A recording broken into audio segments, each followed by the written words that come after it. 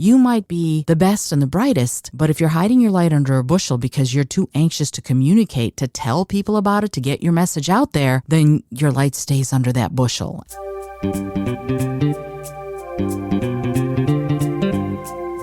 Hello and welcome to the Innovative Mindset Podcast. I'm your host, Isolde Trachtenberg. On the show, I interview peak performing innovators in the creative, social impact, and earth conservation spaces. I also bring you ideas and techniques that you can grab and use to set goals, create, and unlock your potential for changing yourself and the world. And now let's get to the show.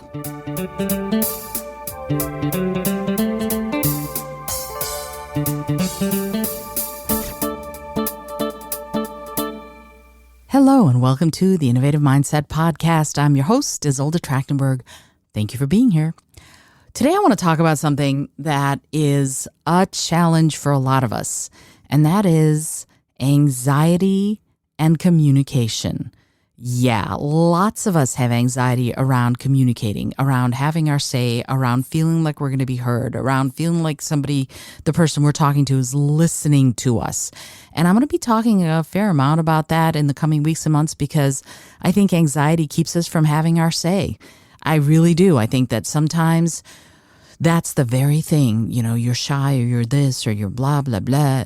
You're anxious. Right? You're anxious somebody's going to judge you. You're anxious they're going to find you wrong somehow. You're anxious they're going to make fun of you. Any number of reasons you might be anxious around communicating with the person that you need to communicate with. I mean, that's the thing. Like when you're looking at reasons that you're not saying what you need to say, that's one of them. I'm anxious around it, right? That seems to be the answer. I'm nervous. Well, what is nervous? Yeah, that's kind of a synonym to anxious. So what does that do? Well, it speeds up your heart rate. It makes your breathing more shallow. It makes your palms sweaty. It gives you butterflies in your stomach. And what is all that? It is your body going into fight or flight. That's what anxiety is. The amygdala starts doing its thing and you're like, holy crap, get me out of here. Not good for you. Why? Why is it not good for you? Because then you don't ever have your say, right? If you get too anxious to actually say the things you need to say, then you're not getting across the points you need to get across. You're not communicating as well as you could be. And things can really be yucky, right? I know, right? It's like, I know I'm probably preaching. If you're anxious around communicating, I'm probably preaching to the choir. And we still need to talk about it because the important thing is there are ways around it, right? There are ways that you can deal with your anxiety. I was at an event a couple of days ago, and a number of these really badass women were saying to me, I have trouble communicating. And these are entrepreneurs who are kicking butt and taking names. And a lot of them were nervous to have their say, nervous to say the things they needed to say. And it's tough because you might be the best and the brightest, but if you're hiding your light under a bushel because you're too anxious to communicate, to tell people about it, to get your message out there, then your light stays under that bushel. And I'm here to tell you there are ways to deal with it. There are ways to at least handle your anxiety. Maybe not get rid of it altogether, but at least handle it so that it becomes your friend and not your enemy. And that's one of the big things. We tend to think of anxiety as an enemy. I have started looking at anxiety as a friend. Anxiety is now not just fight or flight. Anxiety is fight and stay. Isn't that interesting? It's different for me now. I have transformed anxiety into something that's part of my tools in my toolbox. I don't want to say it's part of my weapons because I don't want to bring the violent energy into it, and I know it's fight, but that goes to when we were trying to deal with saber-toothed tigers or whatever. That's not even what I want to talk about. What I'm saying is you can take that energy, because energy is just energy. Energy is not a good or a bad energy in this way. Energy is just energy, and how you direct it, how you allocate it, that is what decides what kind of energy it's going to be. So what we want to do here is we want to get to a place where we take that anxious energy and we channel it into something that is towards our highest good. And you do that by, you guessed it, breathing. That's what you have to do. If you want the opportunity, the chance to channel some of that anxious energy, you've got to calm the anxiety down so that it becomes more like something that is there to do your bidding and less like something that is this wild and crazy live wire that you can't do anything about. That's what anxiety feels like, but that's not what anxiety actually is. Anxiety feels like a live wire that you can't do anything about. It's just so unpredictable and anything could happen, particularly something bad. But actually, anxiety is your body's way of going, okay, let's get that breathing up. Let's get that heart rate up. Let's make sure that you're ready to fight if you need to, or run if you need to, or do whatever it is you need to do. So anxiety is actually a state of preparedness.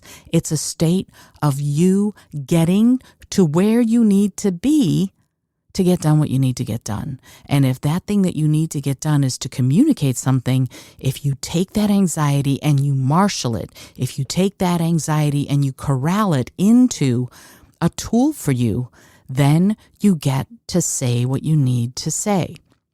And I'm going to talk more about how to get to that say what you need to say part. But let's talk a minute about how we corral anxiety. First, acknowledge that you're anxious. Let yourself understand, oh, I'm experiencing anxiety.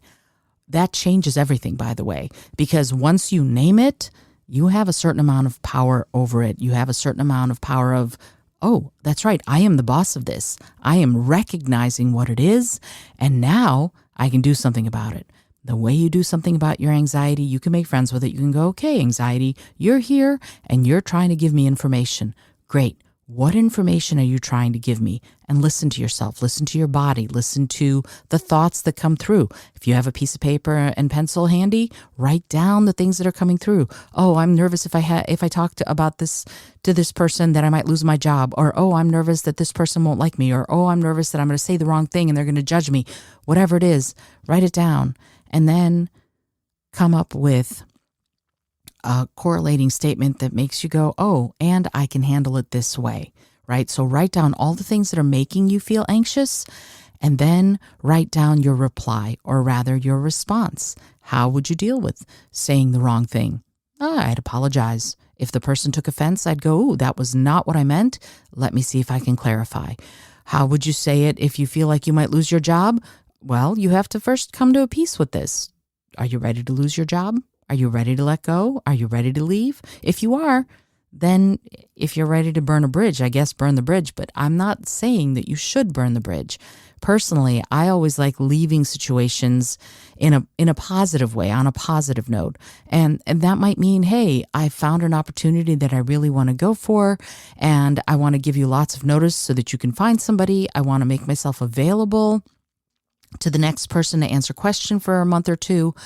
And that way you leave it on a positive note. Even if you're anxious, even if they don't want you to leave because you're so fabulous, you've got a way of leaving that feels pretty good to you and will feel at least relatively good to the other person. So there are lots of different things that you can do. But one of the first thing is you can acknowledge that let me say it correctly. One of the first things is that you can acknowledge that you are anxious, that you are having or experiencing anxiety. And that I'm going to actually, you know what? I'm going to make that clarification. You are not anxious. That does not describe who you are. You are experiencing anxiety, and that means it's a temporary state. Anxiety is not permanent. It is not something that you always are. It's not like you are always someone who has brown eyes. That's not the same thing, right? You are always someone who has brown eyes, and even with that, you can wear color contacts and have blue eyes for a day or whatever.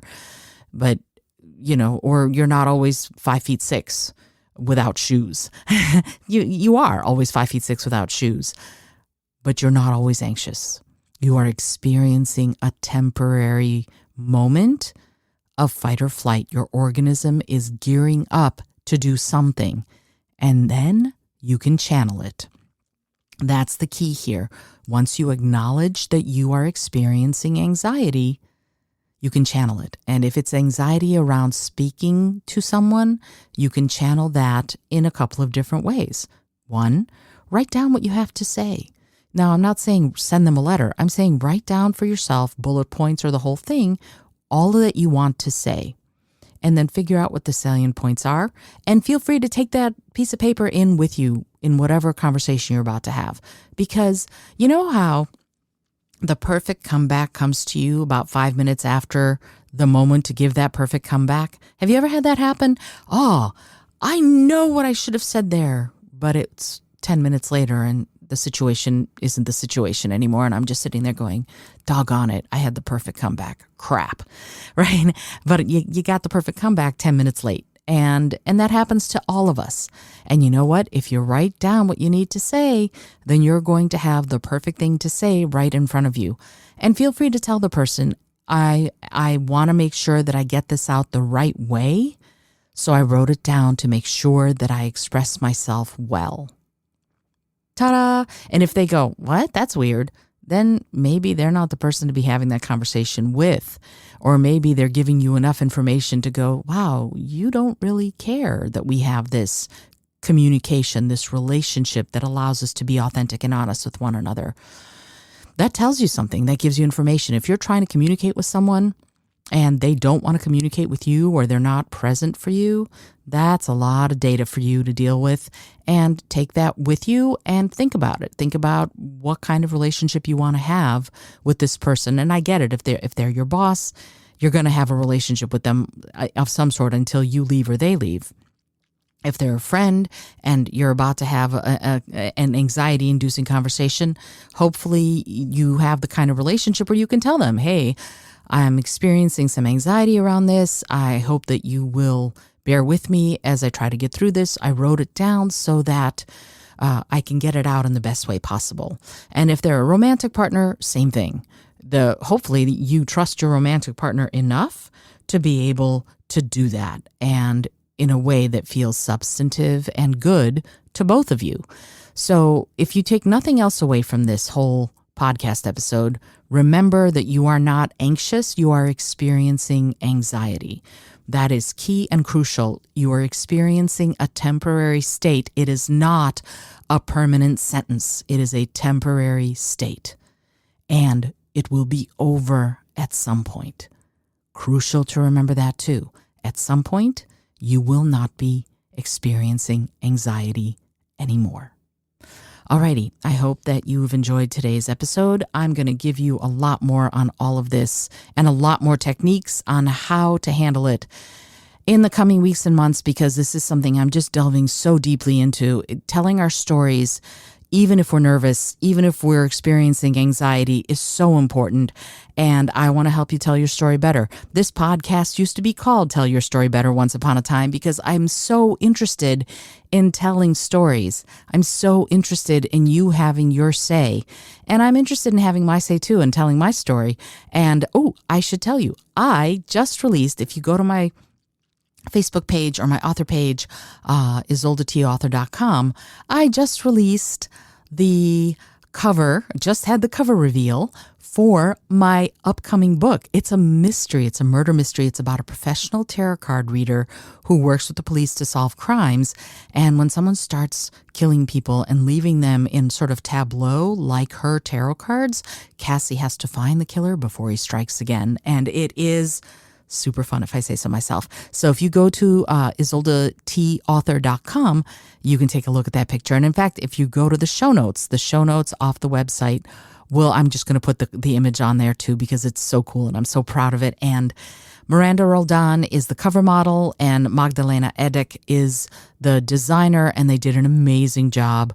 I'm just thrilled with the cover and I can't wait for the book to come out. It's going to make an amazing late summer beach read, I think. So if you're planning on going away in August, you're going to be able to grab the book and you're going to be able to read it on the beach, and I think you'll enjoy it. Alrighty, cool. Until next time, this is Isolde Trachtenberg for the Innovative Mindset Podcast, reminding you to be bold, be creative, and most of all, be kind.